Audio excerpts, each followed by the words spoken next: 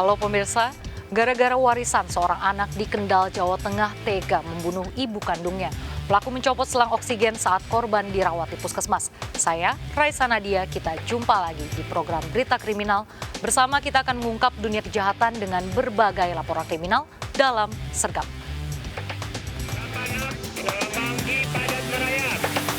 Meletus 19 jajaran Puring hingga saat ini aman terkendali. 86 Bantuannya 87 jajaran kuda 86. Sekelompok geng motor bersenjata tajam menyerang warga di pemukiman padat Johar Baru, Jakarta Pusat. Ironis, aksi penyerangan tersebut disiarkan secara langsung oleh para pelaku di media sosial.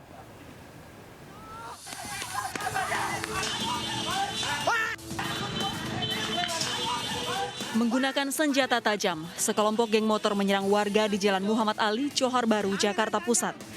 Ironis, aksi penyerangan disiarkan para pelaku secara langsung di media sosial. Pelaku bahkan melukai sejumlah warga di lokasi. Warga yang panik diserang tiba-tiba, balas menyerang hingga para pelaku lari kocar-kacir. Aksi penyerangan geng motor ini 2 kali terjadi di lokasi yang sama. Polisi masih menyelidiki kelompok geng motor tersebut serta menelusuri pemilik akun media sosial yang menyiarkan aksi penyerangan. Untuk kurang lebih 2 kali penyerangan di situ, tapi warga tidak akan menanggapi. Jadi mereka tuh bergeber-geber motornya, terus mengeluarkan sajam yang sesuai dengan gigi itu celurit sama golok lah. Lebih lanjut mengantisipasi aksi serupa, polisi akan rutin berpatroli pukul 2 hingga 5 pagi yang merupakan jam rawan penyerangan. Dari Jakarta, Rani Sanjaya, iNews melaporkan. Gara-gara korek api yang dimainkan bocah menyambar BBM, rumah beserta warung kios bensin di Lebong, Bengkulu terbakar. Besarnya kobaran api ikut menghanguskan sebuah mobil. Sang ayah pemilik kios bensin terluka bakar.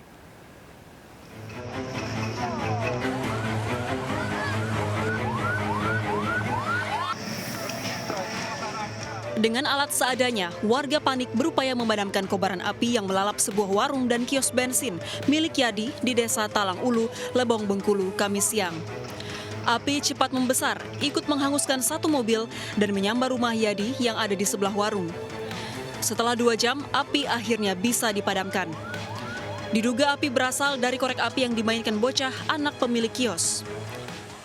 Dari hasil penyelidikan sementara, memang api terjadi, ada percikan korek api dari anak yang bersangkutan. Pada saat itu orang tua sedang memindahkan minyak pertalite dari mobil ke motor untuk mengisi unit motor yang bersangkutan.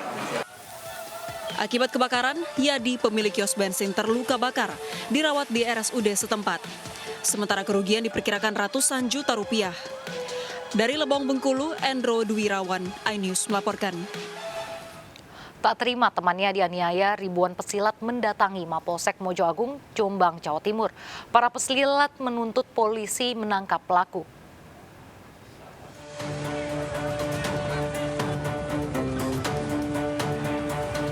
Ribuan massa dari sebuah perguruan silat mendatangi Mapolsek Mojo Agung di Jombang, Jawa Timur. Tidak adanya polisi yang bersiaga membuat massa semakin banyak masuk ke halaman Mapolsek Mojo Agung. Menghindari aksi massa, pimpinan perguruan silat harus beberapa kali menenangkan anggotanya.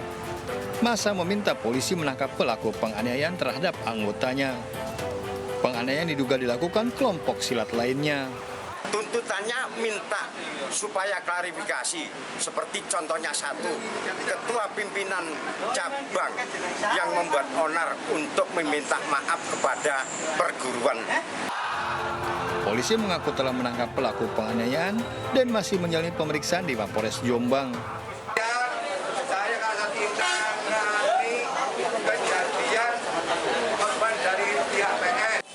Usai mendatangi Mapolsek Mojo Agung, massa membubarkan diri. Dari Jombang, Jawa Timur, Mukhtar Bagus melaporkan. Tak terima ditegur saat ngebut, seorang oknum anggota polisi di Surabaya todongkan pistol dan lepas tembakan. Pelaku beralasan panik saat akan antar istri melahirkan.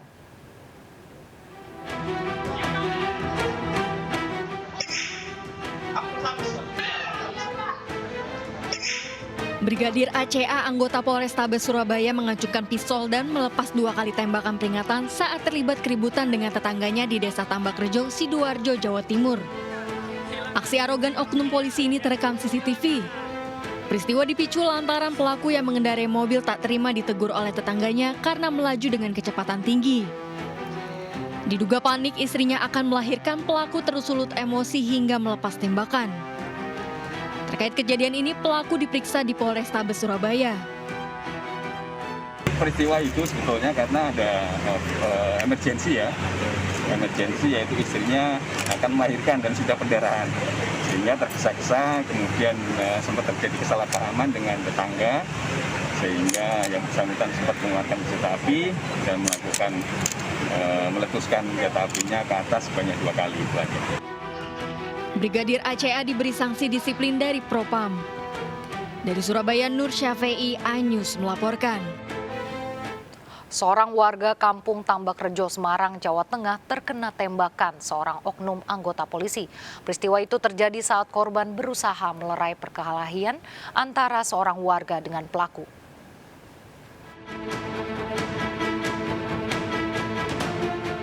Sobirin, warga kampung Tambakrejo, Semarang, dirawat di rumah sakit usai menjalani operasi pengambilan peluru yang bersarang di lututnya.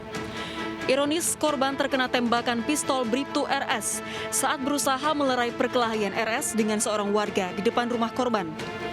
Saat kejadian, korban tidak mengetahui jika pelaku membawa senjata api jenis airsoft gun.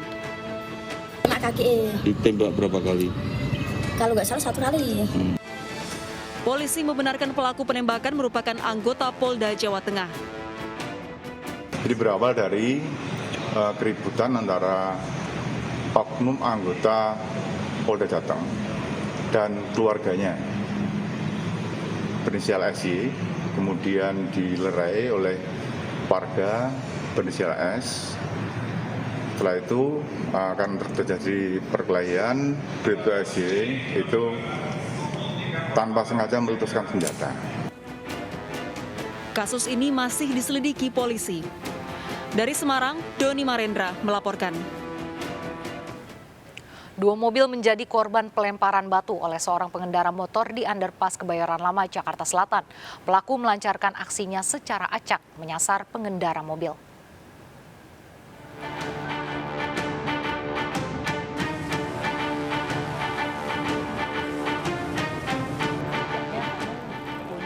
Kamera mobil merekam aksi teror pengendara motor melakukan pelemparan batu di underpass Jalan Tengku Kebayoran Lama, Jakarta Selatan. Kaca depan mobil pecah, peristiwa terjadi saat mobil melaju dari arah Jalan Permata Hijau menuju Pondok Indah. Tiba-tiba diserang batu oleh orang tak dikenal yang datang dari arah berlawanan. Pelaku tancap gas kabur melarikan diri. Aksi pelaku diduga dilakukan secara acak menyasar pengendara mobil. Itu pada saat saya mau turun, karena kan posisi turun, jadi dari bawah tuh, dari tengah-tengah itu ada motor lumayan kencang sambil bawa batu, dia ngelempar ke kaca. Sendiri pelakunya? Sendiri. Nah, Pak, ini kan katanya ada korban lain ya selain Bapak tuh di sini? Iya. Sama kejadian serupa juga, Pak? Dia sekitar 15 menit di depan saya, jadi mobil pickup. Korban dari arah Permata Hijau dan diduga pelaku dari underpass bawah itu, jadilah pas keluar, mau pintu keluar ya, pas naik tanjakan dikit terjadi pelemparan. Nah, ini masih kita dalam proses lidik sejauh mana mereka dalam perkara, apakah ada kenal atau tidak, masih kita dalam proses lidik. Korban laporkan aksi penyerangan ini ke Polsek Kebayoran Lama. Dari Jakarta, Sofian Firdaus, iNews melaporkan. Pemirsa, jumlah korban tewas akibat kecelakaan maut bus pariwisata di Tol Surabaya Mojokerto bertambah menjadi 15 orang.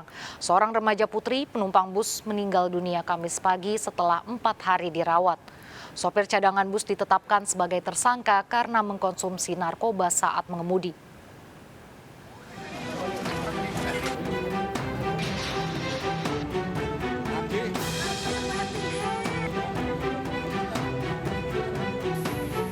Sempat dirawat di Rumah Sakit Gatul, Kota Mojokerto, Jawa Timur, Naswa Dwi Yuniarti, korban bus pariwisata Ardiansa, tak bisa diselamatkan. Remaja 14 tahun warga Kelurahan Benowo, Surabaya ini tewas Kamis pagi kemarin setelah kondisinya sempat stabil usai menjalani operasi. Jumlah korban kecelakaan maut di tol Surabaya Mojokerto kilometer 712-200 bertambah menjadi 15 orang. 4 hari ya? Kondisinya kemarin gimana Pak waktu di? Kemarin ya nggak sadar, dibawa ke gatel itu. Terus sudah sempat operasi belum? Sudah operasi. Operasi di apa itu Pak? Langsung operasi katanya gekar otak ringan kata di kemarin itu sama kakinya. Dua-duanya sudah di berapa tuh? Subuh. Usai divisum, jasad korban dibawa keluarga untuk dimakamkan di kawasan Kelurahan Benowo, Surabaya, Jawa Timur. Sementara itu dari hasil gelar perkara, Ade Firmansyah, sopir cadangan bus pariwisata Ardiansa ditetapkan sebagai tersangka. Sang sopir terbukti ada unsur kesengajaan karena mengkonsumsi narkoba saat mengemudi. Pelaku dijerat pasal berlapis dengan ancaman hukuman lebih dari 5 tahun penjara. Pengendara tersebut diduga mengkonsumsi narkoba. Nah, ini jenisnya masih didalami. Kalau hasil labnya dinyatakan positif ya. Karena kemarin masih kondisi daripada driver tersebut masih belum sehat. Maka hari ini tadi dari hasil gelar sudah ditingkatkan statusnya dari saksi sudah menjadi tersangka. Meski demikian, pelaku belum ditahan karena masih menjalani proses pemulihan dari sakitnya. Polisi masih memeriksa 9 saksi, termasuk sopir utama yang mengetahui jika sopir cadangannya tidak memiliki SIM. Sementara 10 korban luka akibat kecelakaan dirawat intensif di rumah sakit di Surabaya. Tim Liputan melaporkan. Seorang wanita pengendara motor tewas ditabrak truk di Koja, Jakarta Utara. Seorang anak remaja yang dibonceng korban selamat.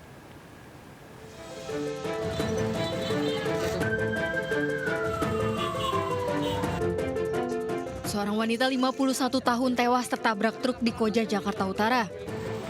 Seorang bocah laki-laki 12 tahun keponakan korban yang dibonceng selamat dievakuasi oleh warga. Peristiwa terjadi saat korban berkendara motor keluar dari dalam gang menyeberangi jalan penumpang semper. Posisi korban yang berdampingan dengan truk kontainer bersenggolan dengan roda truk. Korban terjatuh dan tertabrak truk. 2 orang Pak, itu Pak. Laki-laki sama perempuan, dua-duanya terjatuh, yang bawa motor jatuh, cuman arahnya ke mana selatan, kalau ibunya kepalanya arah ke utara, jadi pas mobil kontainer dari arah barat ke timur, jadi dia kena ini. Sopir truk dibawa ke kantor Satlantas Wilayah Jakarta Utara untuk dimintai keterangan. Dari Jakarta, Vendra Kurniawan, iNews melaporkan. Lolos dari pengawasan orang tua, seorang balita di Tangerang, Banten tewas tenggelam di saluran air. Korban ditemukan setelah 4 jam pencarian. Orang tua korban pun histeris.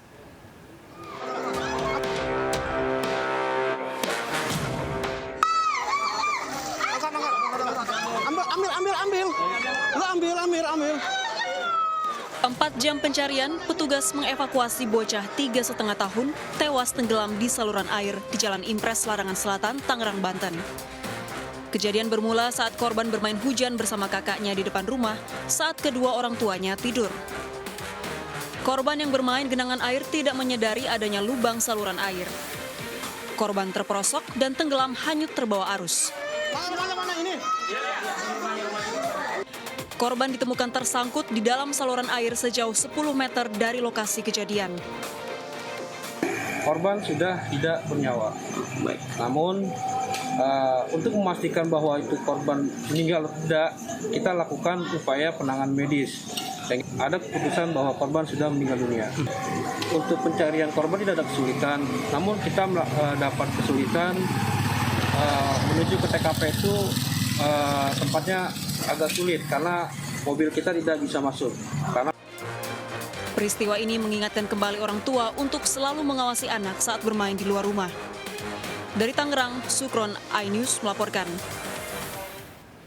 2 mesin ATM di sebuah minimarket di Cipayung, Jakarta Timur terbakar. Terbakarnya mesin ATM diduga akibat korsleting pada panel listrik.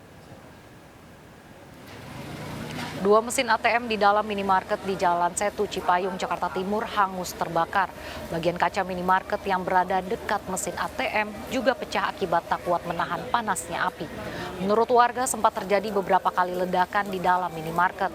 Tidak ada korban, penyebab kebakarnya dua mesin ATM masih diselidiki aparat Polsek Cipayung.